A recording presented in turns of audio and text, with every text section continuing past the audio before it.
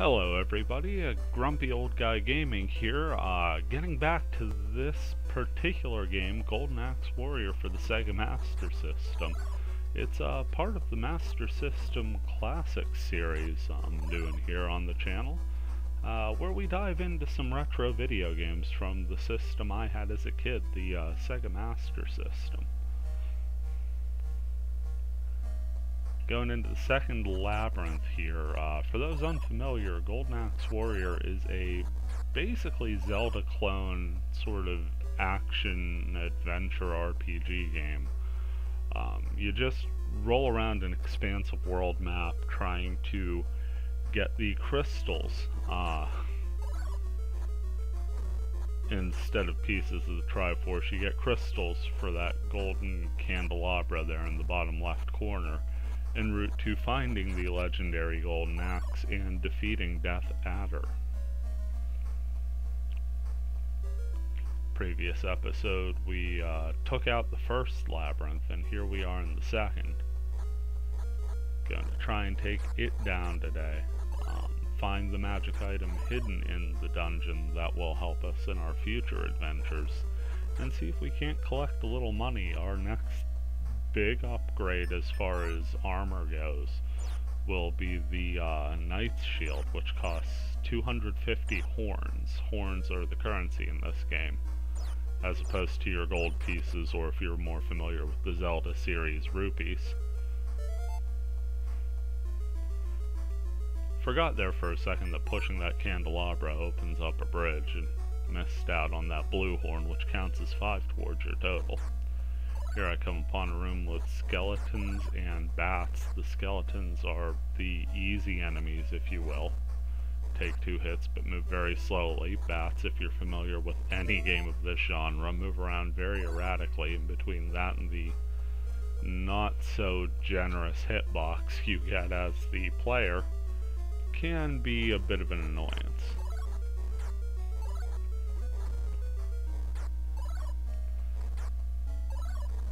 Instead of getting hearts to heal up, we get pieces of meat and loaves of bread. A loaf of bread will heal up 1 heart, and a piece of meat will heal up 3.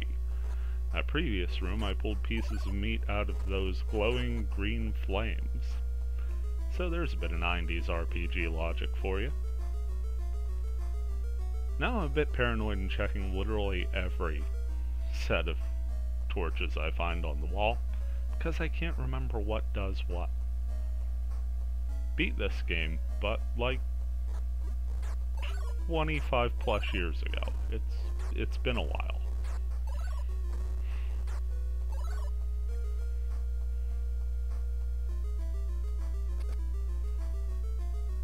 Moving through, as you can see, every time I step on one of those blank green spots, arrows fire out of the wall. And that will be the one and only time I clear that room without getting hit. Spoilers. Another room with bats and those weird sort of spiky-tail armadillo things. I'm sure they have a name, and in the age of the internet it would be very easy for me to just click a couple buttons and find out. Yeah, we're just gonna stick with spiky-tail armadillo things. If you find out, if you know, feel free to tell me in the comments below. If you run into them, they do a little bit of damage. If they hit you with their little tail whip, it does a ton. Can't tell you how many times I have died just to not running away from the tail whip, or just charging it headlong to get a little bit of a damage boost. Like a lot of older games, there is a very real tactic to taking damage wisely. Trying to avoid everything is sometimes more maddening than just taking the light hit and the little bit of invincibility it gives you in the interim. Here we find our treasure room. You see a chest there at the top. It's going to have a magic item in it that will help us later, and we see more of those blank green spots, which are usually trapped. Pass over that one, it's safe. Gonna go back through to open the chest, and we find the magic torch. Okay, so for those who don't know, the magic torch is one of the rare multi-use items in this game that doesn't really cost anything. If we come across a room that is total pitch darkness, we could just go ahead, equip the torch, and press the action button, and our room will light up. Doesn't really do anything spiffy like give us a fire attack or anything, but it's infinite light for dark rooms, and as you can tell by the fact they put this item in, there's going to be a bunch of those in future episodes. Here we come upon a room with more of the spiky-tail armadillo things. I could understand getting chunks of meat out of them. Wouldn't understand why I'd eat them raw right there on the spot, but again, 90s video game logic. Take them out, get a key. Sitting on 5 hearts of health and 6 blue, I'm not sure if they're pots or bags or potions, but that's our mana supply. Working our way towards the boss room here, more spiky-tail armadillo things. I think I'm going to make that a tag for this video. Hashtag spiky-tail armadillo things. Let's make that a thing, huh? There I picked up an hourglass which would freeze all the monsters, but I happened to pick it up on the last monster after defeating it in the room. Now we've got blue bats that take 2 hits, and those eye things that move around and shoot lasers in very definite directions, so if you stand in place in front of one, it will kill you, just like that. I'll choose to continue, give the dungeon another run. As you can see, it took a considerable chunk of my horns to do so, and puts me back to my base 3 health and 3 magic. Most of the rooms I cleared out will still be empty. Fortunately, there will still be a few monsters left that, if I'm careful, will allow me to rebuild my health and magic a little before encountering the boss. Also, there's the arrows. Smarter players, players with reaction time, they may dodge them. Not this guy. Hashtag spiky-tail armadillo thing. Gonna pass these little spike balls just bounding from side to side. You can't kill them. I've tried. I failed. And come back to our monster of the episode. These things are like those monsters that aren't really difficult, just feel difficult. Like, you get a sense of relief clearing this room, and you're not sure why, because it wasn't hard. Now we're going to go back into the giant eyeball and blue bat room, and we're just going to try very hard not to repeat our mistakes. Learning from mistakes, kids. That's a life lesson. Also, if you encounter eyes the size of your body, hack at them with axes. I don't condone violence in most situations, but this one's far enough out there that I feel I could safely say, just go for it. Once again, checking the torches. I knew that wouldn't do anything, and I still checked. That's some paranoia for you. Gonna equip my lightning magic. It's a ranged attack, and we're gonna go up against a big green dragon. It's shooting some balls of fire at me. Not exactly great. Not how I'd describe it. Hits me there, takes out half my health, so I'm gonna replenish with my golden apple. Good news is I'm back up to full. Bad news is now I'm not. Just gonna be a bit more careful on my dodging, throw a bunch of lightning at it while it's retreating, and there's the kill shot. Big fireworks display and the second crystal.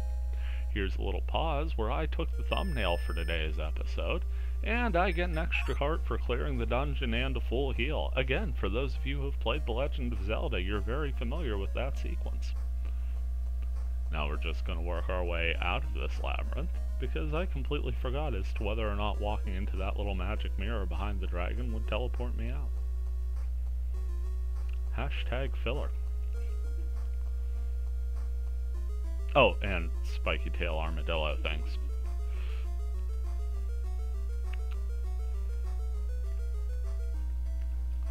Just realized how many rooms had spikes jutting out of the floor in this labyrinth.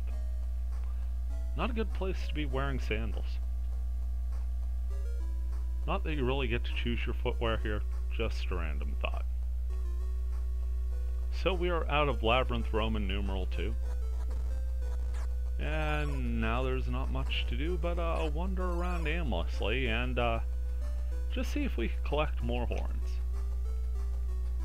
At some point I have to make my way to a shop that sells golden apples and replenish my stock on that. Not necessary, but it certainly helps.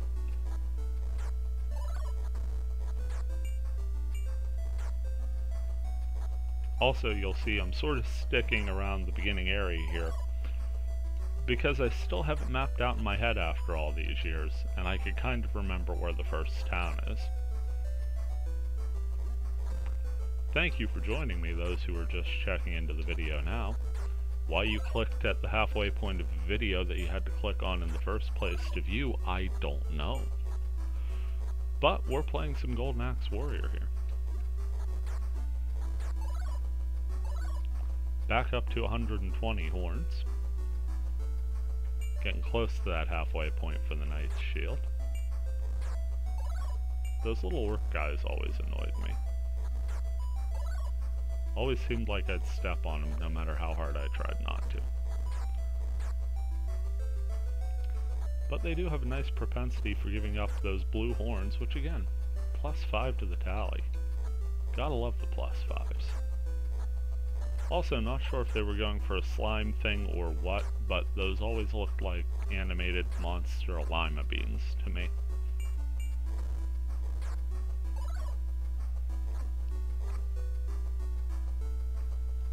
Here I'm just checking to see if any of these other trees can be cut down. One of the nice things about the axe is it allows you to cut down certain trees in the environment.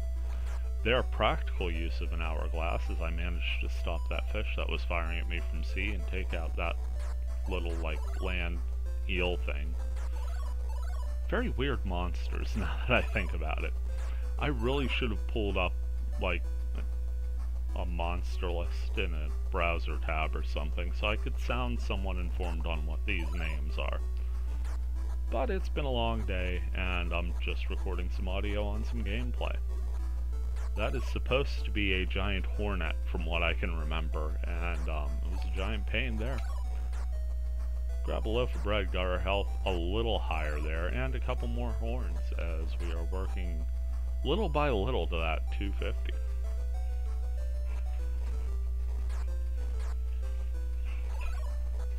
As a kid, I'd always hate when those blue monster lima beans would split into two.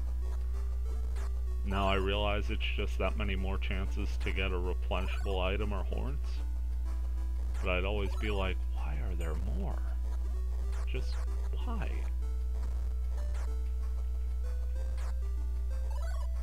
Also, since it's been about a minute and a half since I said it, hashtag spiky-tail armadillo things. If you're still paying attention at this point, I would appreciate a tally of how many times I say that ridiculous phrase in the comments. Or, you know, if you see me walking in the street somewhere, just say a random number. I'll probably believe you. So to the right there is the screen with the shop with the Knight's Shield, but I'm nowhere near the 250 and it's the only item they sell, so I sort of avoid it. Instead, I decide to take on the rubber blue bouncing balls of doom, which are somehow a monster. They take 3 hits with a battle axe, and, like most things, have a wildly erratic pattern of movement that depletes my health in short order. In fact, I'm just barely over a heart by the end of that screen there, and there's another one. Nice thing about this game is everything's sort of randomly sorted out on the screen, so if you find a monster allotment you don't like, you could just go ahead back out of the screen real quick and then jump up and see if it's more favorable the second time. Here I decided it's not worth trying to fight and get any sort of, you know, health replenishment. Just gonna take discretion as the better part of valor here and try and get myself back to town without dying again. Dying, not a serious penalty, but it is aggravating, and it does cost horns, and we're in the middle of saving up for that Knight's Shield we want. Knight's Shield? Knight's Shield? It's a nice shield. Nice shield for this night. Hashtag spiky-tail armadillo things. And we've made it back to town. Gonna stop in and see the innkeeper, who's the innkeeper at every village in this game. 90s video game logic. Since it's the first town of the game, we get to stay for free, and we're just gonna go ahead, pop in, and save our progress thus far. So until this file gets corrupted, or until my computer dies, I've got at least 2 of the orbs found. Take that, Death Adder. Pretty sure this cartridge is still in working order at my parents' house. I just don't think the Master System is fully functional. I'm pretty sure it'll still work, it's just the controller ports are jacked and I am nowhere near good enough to repair them. Plus it seems like such a waste to buy a capture card to go down and just film it at my parents' house on hardware. So here it is on emulation. Happy Tuesday, everyone. Unless you're watching it on not a Tuesday, then come back and watch on a Tuesday. There you saw, with enemies in close proximity around me, I'm able to take multiple out with a single swing. Talk to this old guy here, and he tells me there's a guy into magic and sword fighting near him. His neighbors are weird. But then he's got a fully furnished brick house in a hole in a rock wall. But he can't loan me a ladder. Maybe the whole neighborhood's weird. Also, NPCs more than willing to help you out, just not with any material possessions that would help you, tangibly help you. They will tell you where to go to find somebody who may be able to help you, and then wish you luck saving their kingdom. 90s RPGs, everyone.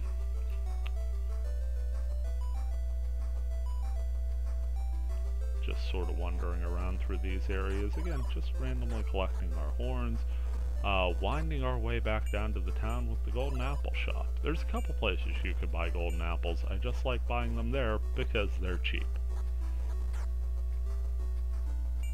Though honestly, it's a little weird that I have to buy them because, well, you'll see when we get there. I'll save that rant. Another giant hornet, dispatched that in a relative hurry. And I'm going to take out these 2 lima beans before making a rather progress-light decision here. I decide to cut down this tree and see what's on the other end of these bridges. Got a group of islands sort of bridged together. All sorts of fish and stuff swimming around. They sort of spit projectiles at you when they jump out of the water. Not too much else I could do at this point here. But we did collect a couple more horns, and we had some fun. And we are so far death averse. Gonna wait for this little orc guy to pop up. And now I'm just gonna play tag with him around a giant tree. That was worth 1 horn, right? Coming back to the land. And this little cross formation of trees in the middle of the screen lets me know that the town with the golden apple shop is 1 screen to my left. So we're going to take out the monster lima beans and head our way over. Now, as you can see that, well, we're going to go ahead into the end here. It's going to cost me 20 horns because this is not the first town, but we'll take it because 20 horns is a small price to pay for a full heal. Now, you can see that little, like, stairs leading down icon right around all those trees. And there's a guy here selling golden apples. What are the odds that those apples just aren't hanging on these trees? But my dumbass is gonna go ahead, chop the trees down, and then pay the guy for the apples he's already picked. I'm not the brightest of heroes, no.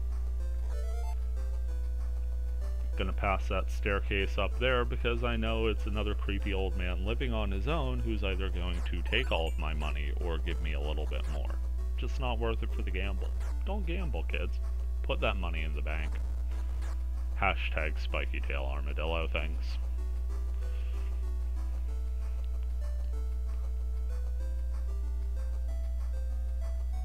"20 minutes into this playthrough, by far the longest Golden Axe Warrior playthrough. For a while there, when I did the first 2 episodes, I was pretty sure I had an internal clock at 16 minutes. If you look at the earlier entries in this series, they're pretty much dead on 16 to 16 and a half. For some reason, that just felt like quitting time. No timer or anything. So we're going to go ahead and recoup some of the horns we just spent in town there. Money well spent, though, as it gave us a heal, and it gave us a golden apple. Gonna wind our way around here. Was chopping those trees down just to realize it would only take me to the other side of the screen we just left. Usually it's when I make decisions like that I decide it's maybe time to stop playing the game. So just looking for a nice place to wrap up. Gonna wander around here. I thought I may be able to cut one of those trees and was wrong, and now I find myself in the Rubber Ball of Doom room. There's a few of these. That screen up there, you'll recognize it from a previous thumbnail, is where we got the lightning magic. Gave a golden apple to Gilius Thunderhead the dwarf, who is one of the playable characters in Golden Axe, the arcade game. Here he's just an injured old guy. But he still hates him, that Death Adder, so he helps us out. Again, taking out more of these monsters, nice simple kills. Tangible rewards. Not super rewarding, but tangible. Pick up a loaf of bread there, and then a piece of meat, so that health that was looking rather low is now fairly replenished, until I decide to just play. Just give a bunch of high fives to that orc before killing him. Don't know what I was doing there.